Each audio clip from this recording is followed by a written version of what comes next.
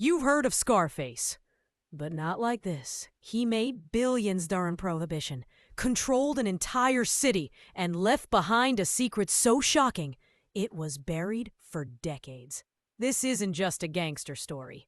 This is the true rise and dark fall of Al Capone, the man who ruled Chicago like a king and died like a ghost. Born in 1899 in Brooklyn, New York, Alphonse Gabriel Capone was the son of Italian immigrants. From an early age, he wasn't just rough, he was fearless. By 14, he dropped out of school. By 15, he was running errands for gangsters. And at 17, he earned his first scar. Al joined the infamous 5 Points Gang, New York's most brutal street gang at the time. Here, he learned the rules of the underground: loyalty, fear, and silence.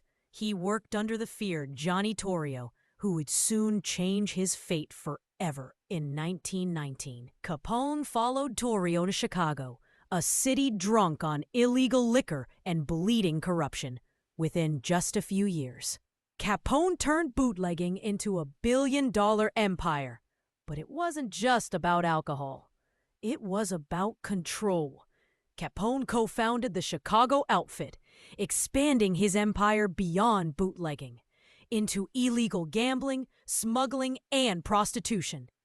He paid off police chiefs, judges, even the mayor. Chicago was no longer run by law. It was run by Big Al. But Capone's thirst for power turned deadly. In 1929, he ordered one of the most brutal gang killings in U.S. history. 7 men were lined up and gunned down in cold blood. Chicago gasped, and Capone became public enemy number 1. Despite the murders, the police couldn't touch Capone, but the IRS did. In 1931, he was convicted, not for killing, but for not paying his taxes. The king of Chicago was thrown behind bars. Justice, in the most ironic way. Capone was sent to Alcatraz, where isolation and untreated syphilis ravaged his mind. Once feared by millions, he spent his final years delusional, broken, and writing letters to his dead brother. The king had fallen.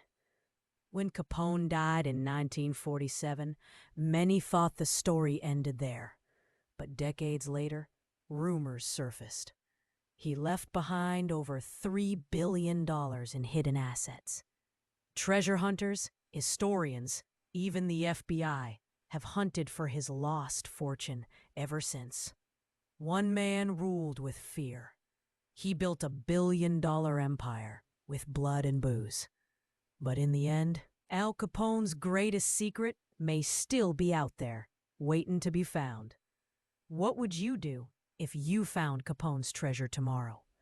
Subscribe for more true crime legends that history tried to bury.